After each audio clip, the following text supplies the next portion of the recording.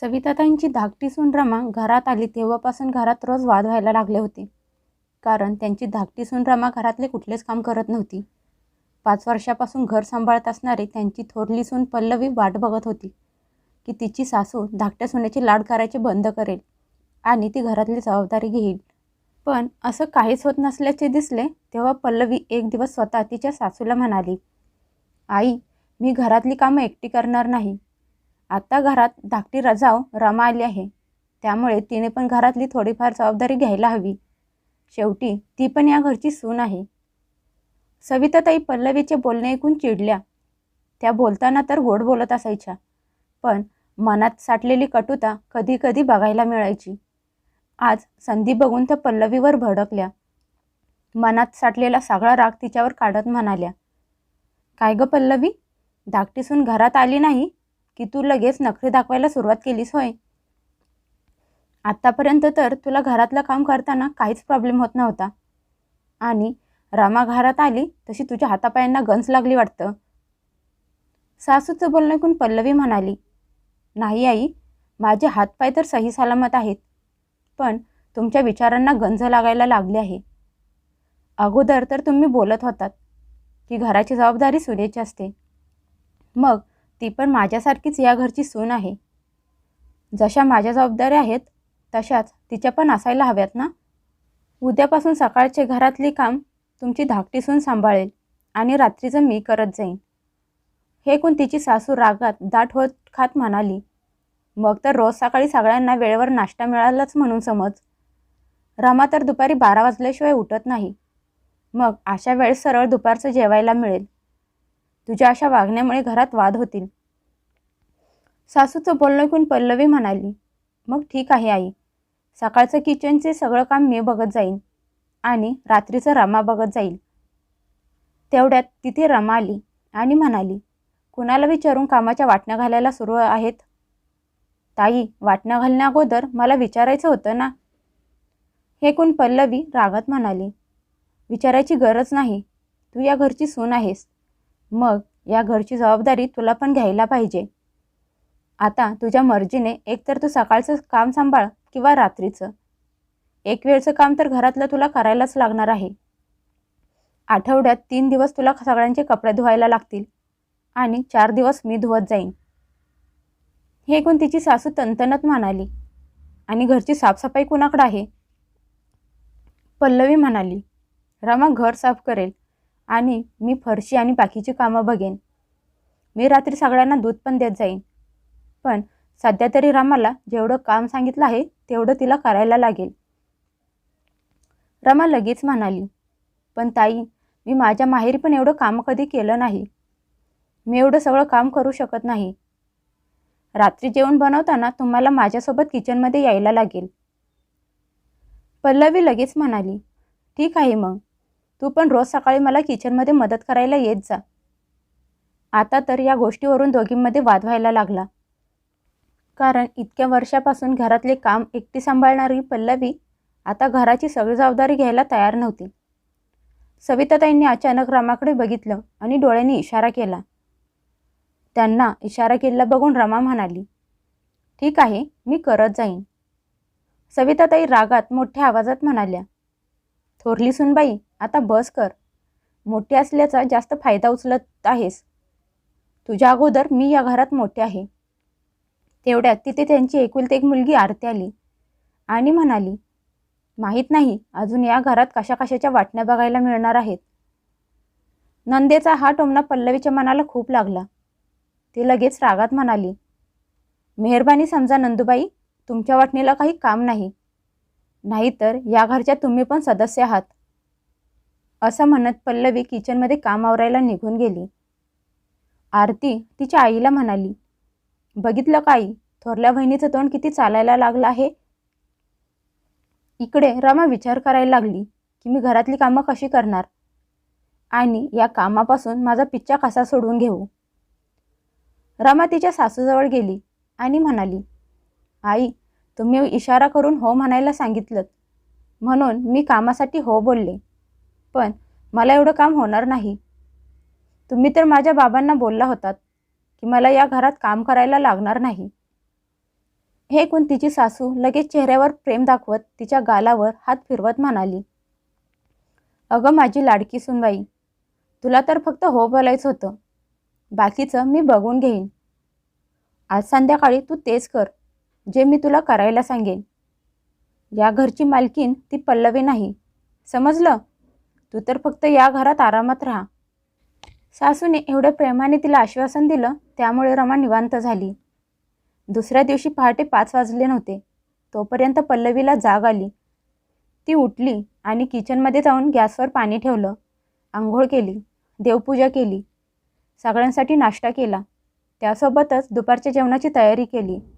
डाळ भात आणि भाजी बनवून ठेवली आणि पीठ मळून ठेवलं. तिला माहीत होतं दुपारपर्यंत तोच गोंधळ होणार आणि तिलाच गॅससमोर उभं राहावं लागणार. सकाळी 11 वाजता पल्लवीने रमाच्या खोलीचं दार वाजवलं. तशी रमा आळस देत म्हणाली, ताई चहा बनवला नाही का? पल्लवी तिच्याकडे न बघता रागात कठोर आवाजात म्हणाली, रमा सॉरी, मी तुला काल सांगायचं विसरले. ते काय आहे ना, सगळ्यांचा चहा नाश्ता करून झाला आहे. जर तुला चहा प्यायचा असेल तर तुझा तू बनवून घे आणि भांडे धुवून ठेव. मी कामवाली नाही की सगळ्यांचे कप धुवत राहीन. एवढं ऐकताच तिची सासू पल्लवीवर भडकली आणि म्हणाली, अगं पल्लवी, ती आत्ता झोपेतून उठली आहे. तू तिला साधा 1 कप चहा पण बनवून देऊ शकत नाहीस का? एवढा पण चांगुलपणा राहिला नाही का तुझ्यात? पल्लवी सरळ म्हणाली, आई, जर उद्यापासून मी पण 11 वाजता उठले तर रमा मला चहा बनवून देईल का? तेव्हा पण तुम्ही माझी एवढीच काळजी दाखवाल का? सुनेचं बोलणं ऐकून तिच्या सासूच्या चेहऱ्यावर क्षणभर शांतता पसरली. त्यांनी धाकट्या सुनेकडे बघितलं.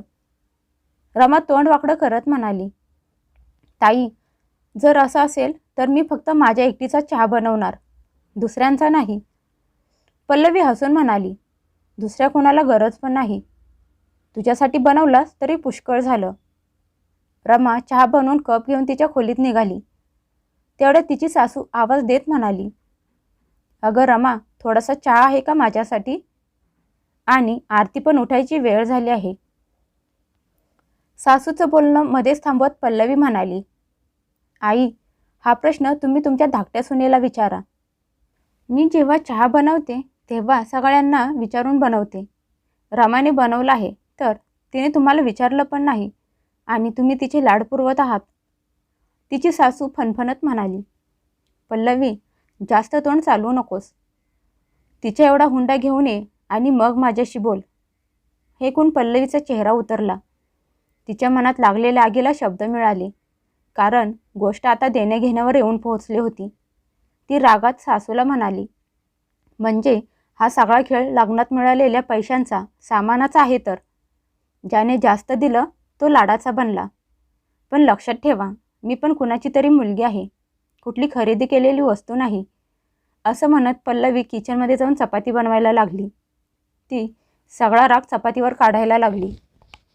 सगळं जेवण बनवून खोली जाऊन फॅनखाली बेडवर डोळे बंद करून पडली. तेवढ्यात बाहेरून तिच्या सासूचा मोठा आवाज आला. त्या म्हणाल्या, धाकटी सून घरात आल्यावर थोरल्या सुनेचे पंख निघाले आहेत. आता मला या वयात थंड चपाती खायला लागणार वाटतं.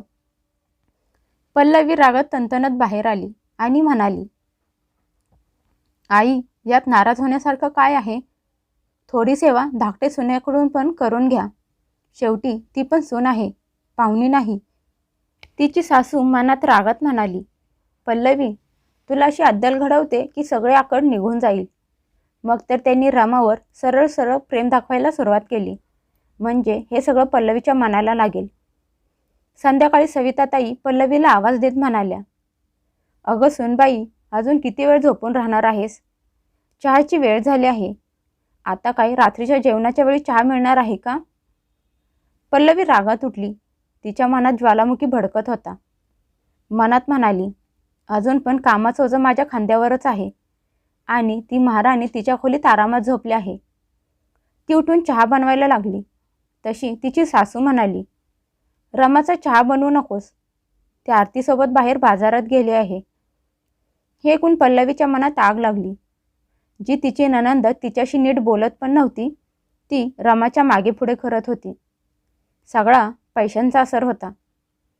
तिने विचार केला की चला कमीत कमी महाराणीची चहाची नोकरी तरी सुटली. पण रात्री 8 वाजले तरी रमा आणि आरती घरी आल्या नव्हत्या.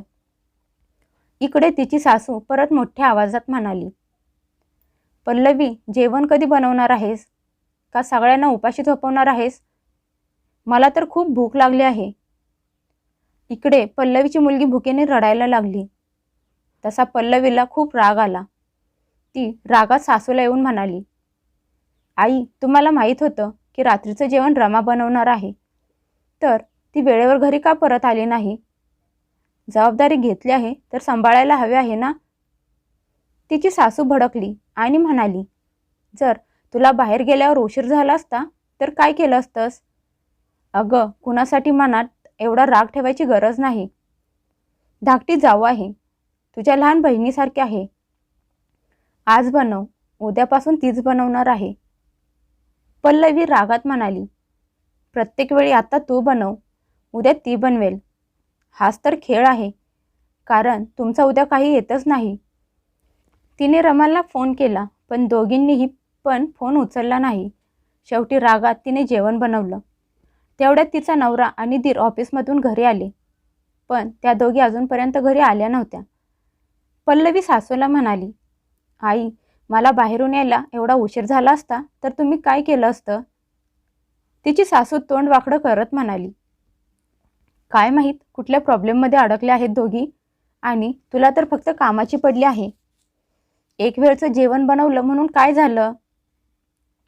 पल्लवी रागात पण हळू आवाजात म्हणाली, आई, गोष्ट फक्त एक वेळचं जेवण बनवण्याची नाही, तर तुमच्या विचार करण्यातल्या दुजाभावाची आहे, ज्यात थोरल्या सुनेच्या एका चुकीवर घर डोक्यावर घ्यायचं आणि धाकट्या सुनेच्या निष्काळजीपणावर काहीच बोलायचं नाही. रात्री 9 वाजता दार वाजलं. रमा आणि आरती हसत गप्पा मारत घरात आल्या, जसं काहीच झालं नाही. तिची सासू लगेच उठली आणि प्रेमाने म्हणाली, आलात दोघी? आरती लगेच म्हणाली, आई, किती ट्रॅफिक होतं काय सांगू. रमाने मोठा श्वास घेतला आणि म्हणाली, आई, रिक्षा हलायला पण जागा नव्हती, भूक लागली होती, म्हणून आम्ही बाहेरून जेवण करून आलो आहोत. पल्लवी सगळं ऐकत उभी होती. ती रागात स्पष्ट शब्दात म्हणाली, एवढं पण ट्रॅफिक कधीच जाम होत नाही की माणूस 7 वाजेपर्यंत घरात येऊ शकत नाही. कामापासून वाचण्याचं निमित्त आहे, म्हणून तर तुम्ही दोघी बाहेरून जेवण करून आलात. आरती डोळे मोठे करत म्हणाली, वहिनी, भूक खूप लागली होती म्हणून जेवण केलं. त्यात काय गुन्हा केला आम्ही? पल्लवी एक पाऊल पुढे येऊन म्हणाली, गुन्हा बाहेर खाऊन येण्याचा नाही, तर जबाबदारीपासून पळण्याचा आहे. भूक लागली होती तर एक फोन करून सांगायचं तरी होतं की आमचं जेवण बनवू नकोस. पण तुम्ही दोघींनी फोन उचलणं पण गरजेचं समजलं नाही का? कारण तुम्हाला माहीत होतं काही झालं तरी जेवण मी बनवणार आहे. आता रमाने नजर चोरली आणि आरतीने मान खाली घातली. पल्लवी भरल्या आवाजात म्हणाली, आज झालं मी मान्य केलं, पण उद्यापासून हे सगळं चालणार नाही. रात्रीच्या जेवणाची तुझी ड्युटी आहे. तुझी जी कामं असतील ती दिवसा करत जा. आज मी तुझ्यावरचं काम केलं, उद्यापासून करणार नाही. हे घर आहे, हॉटेल नाही. हे कोण तिचा दीर उठून उभा राहिला आणि म्हणाला, वहिनी, तू प्रत्येक गोष्टीत रमाला का मध्ये घेतेस? तिची मजबुरी तरी समजून घे. प्रत्येक वेळी तुझं मी पुराण ऐकवायचं बंद कर. पल्लवीचे डोळे लाल झाले. ती म्हणाली, राग? जर जबाबदारीची आठवण करून देणं राग आहे तर हो, मी बोलत आहे. पण हा सगळा राग यासाठी आहे की हे घर फक्त माझ्या एकटीचं नाही. तेवढ्यात पल्लवीचा नवरा राघव रागात धाकट्या भावाकडे नितीनकडे बघून म्हणाला, तू तुझ्या वहिनीशी या भाषेत बोलणार आहेस का? जी लग्न झाल्यापासून हे सगळं काम करत आली आहे, तू तिला प्रश्न विचारणार आहेस का? विसरलास का तू? तुला रोज तुझी वहिनी टिफिन बनवून देत आहे. नितीन पण रागात फणफणत म्हणाला, दादा, तू तर प्रत्येक वेळी तुझ्या बायकोची बाजू घेत असतोस. रमा या घरात नवीन आली आहे, तिला थोडा वेळ तरी हवा आहे ना? सविताताई मध्येच ओरडत म्हणाल्या, बघितलं का पल्लवी, हे सगळं तुझ्यामुळेच होत आहे. जर तू शांत बसली असतीस तर दोघा भावांच्या मध्ये वाद झाला नसता. माझ्या घरात आग लावायची गरज नाही, समजलं का तुला? हे घर माझं आहे, तुझं नाही. पल्लवीला खूप राग आला. तिने रागात मुठ्या आवळल्या, पण तोंडातून शब्द बाहेर येत नव्हते. तिला स्पष्ट दिसत होतं, चूक कुणाची असू दे, दोष मात्र तिलाच दिला जात होता. रमा आणि आरती सामान घेऊन खोलीत निघून गेल्या. जेवण झाल्यानंतर तिची सासू आवाज देत म्हणाली, पल्लवी, मला खोलीत दूध आणून देणार आहेस का? ते पण माझं मीच घेऊ? आता तर सेवा करणं पण तुझ्या इज्जतीच्या विरुद्ध झालं आहे वाटतं. पल्लवी हळू पण ठामपणे म्हणाली, हो आई, घेऊन येते. पल्लवी दूध घेऊन सासूच्या खोलीत निघाली होती. तेवढ्यात नंदेच्या खोलीतून येणारा आवाज तिच्या कानावर पडला. तशी तिची पावलं जागेवरच थांबली. आरती रमाला बोलत होती, वहिनी, कशी वाटली तुला माझी आयडिया? माझ्या आईचं बोलणं ऐकलंस तर अशीच फायद्यात राहशील. रात्रीचं काम पण पल्लवी वहिनीला करायला लागलं आणि विषय पण तिथेच संपला. आत्तापासून तू आणि मी रोज बाहेर फिरायला जाऊ. मग रोज रात्री पल्लवी वहिनीला घरातलं काम करायला लागेल. रमा हसून म्हणाली, खरंच ताई, आई खूप स्मार्ट आहेत. खरेदी पण केली आणि काम पण करायला लागलं नाही. असं म्हणत रमा जोरात हसायला लागली. हे ऐकून पल्लवीला धक्काच बसला. तिला खूप वाईट वाटत होतं की तिला मूर्ख ठरवलं होतं. तिने दुधाचा ग्लास सासूच्या खोलीत ठेवला आणि काही न बोलता तिच्या खोलीत गेली. खोलीत गेल्यावर तिने सगळा राग नवऱ्यावर काढला. तिने रडत राघवला सगळं काही सांगितलं. हे ऐकून राघवसुद्धा चक्रावून गेला. तो म्हणाला, म्हणजे घरात हा खेळ चालू आहे तर? तोंडावर गोड गोड बोलायचं आणि मागं कट कारस्थानं करायची. आईने तर आज सगळे हद्द पार केले आहे. पल्लवी रडत म्हणाली, पण लक्षात ठेवा, मी पण पल्लवी आहे. जिनं या घराला एकत्र बांधून ठेवलं आहे. त्या शेर आहेत तर मी 1.25 शेर आहे. त्या दिवशी तिने काहीच गोंधळ घातला नाही, शांत राहिली. ती येणाऱ्या वादळापूर्वीची शांतता होती. दुसऱ्या दिवशी सकाळी रोजच्यासारखा किचनमध्ये भांड्यांचा जरासुद्धा आवाज येत नव्हता. तिच्या सासूने घड्याळात बघितलं तर 7:30 वाजले होते. त्यांनी पल्लवीला आवाज दिला, पण उत्तर मिळालं नाही. 8 वाजले तरी किचनमध्ये काहीच हालचाल दिसत नव्हती. आरती डोळे चोळत बाहेर आली आणि चिडून म्हणाली, आई, आज चहा बनवला नाही का? तिची सासू रागात ओरडत म्हणाली, अगं पल्लवी, सकाळी सकाळी कुठे मरून पडली आहेस? अजूनपर्यंत चहा का बनवला नाहीस? तेवढ्यात राघव खोलीतून बाहेर आला आणि म्हणाला, आई, पल्लवी घरात नाही. त्याची आई मोठ्या आवाजात म्हणाली, याचा काय अर्थ? राघव म्हणाला, याचा अर्थ पल्लवी माहेरी गेले आहे. आरती ओरडत म्हणाली, काय? पण न सांगता कशी काय गेली? तिची एवढी हिंमत? राघव म्हणाला, मला सांगून गेले आहे. ती म्हणाली, जोपर्यंत या घरातल्या कामाची जबाबदारीची नीट बरोबर वाटणी होत नाही तोपर्यंत ती घरी परत येणार नाही. त्याची आई रागात तणतणत म्हणाली, आता सुनबाई माझ्यापुढे अटी ठेवणार आहे का? आणि तू तिला कशी काय जाऊन दिलीस? एकदा पण मला विचारणं गरजेचं वाटलं नाही का? राघव पहिल्यांदा आईच्या डोळ्यात बघून म्हणाला, आई, तिची चूक असती तर विचारलं असतं. मी स्वतः तिला माहेरी जायला सांगितलं आहे, कारण चूक तिची नव्हती. चूक तर या घरातल्या वातावरणाची आहे, जिथे जबाबदारीला लग्नात मिळणाऱ्या पैशात मोजलं जातं. हे ऐकून रमाच्या चेहऱ्यावर भीती पसरली. नितीन लगेच म्हणाला, दादा, वहिनी खरंच माहेरी गेली आहे का? राघव म्हणाला, हो, आणि जाता जाता अजून एक काम करून गेले आहे. असं म्हणताच घरातले सगळे राघवच्या तोंडाकडे बघायला लागले. राघव खोलीत गेला आणि एक फाईल घेऊन बाहेर आला आणि म्हणाला, हा घराचा खर्च आणि कामाची लिस्ट आहे. मागच्या 6 महिन्यांचा हिशोब. कुणी किती कामं केली आहेत, कुणी घरातला किती खर्च उचलला आहे, आणि हो, हा व्हिडिओ पण आहे. रमाला बघून आरती घाबरून म्हणाली, कसला व्हिडिओ दादा? त्याने मोबाईल सुरू केला. त्यात रमा आणि आरतीची चालाकी आणि सविताताईंचं कारस्थान स्पष्ट दिसत होतं. पल्लवीने रेकॉर्डिंग केल्यानंतर नवऱ्याला म्हणाली होती, राघव, पुरावा फक्त शब्दांचा नसावा, नाहीतर परत मलाच खोटं ठरवलं जाईल. व्हिडिओ बघून घरात शांतता पसरली. त्याची आई रागात म्हणाली, हे सगळं काय आहे? घरातली सून असून घरात कॅमेरे लावणार आहे का? राघव रागात कठोर आवाजात म्हणाला, आई, जर घरात चोर असेल तर त्याच्यावर पाळत ठेवावी लागणार. आणि इथे तर सत्य समोर आणायचं होतं. तू जाणून बुजून पल्लवीला खाली बघायला लावलंस, तिचा अपमान केलास, तिच्या विरुद्ध प्लॅन केलास. नितीन पण यावेळी गप्प होता. कारस्थान उघडलं तसं रामाच्या डोळ्यातून पाणी यायला लागलं. ती म्हणाली, मी तर फक्त आईंचं आणि ताईंचं ऐकलं होतं. राघव मोठ्या आवाजात म्हणाला, हाच तर प्रॉब्लेम आहे. तुम्ही सगळ्यांनी विचार केलात की पल्लवी कायम तुमच्यासमोर वाकत राहील, पण आता अजून नाही. त्याची आई रागात मोठ्या आवाजात म्हणाली, ठीक आहे, गेली तर गेली, तिच्याशिवाय पण हे घर चालू शकतं.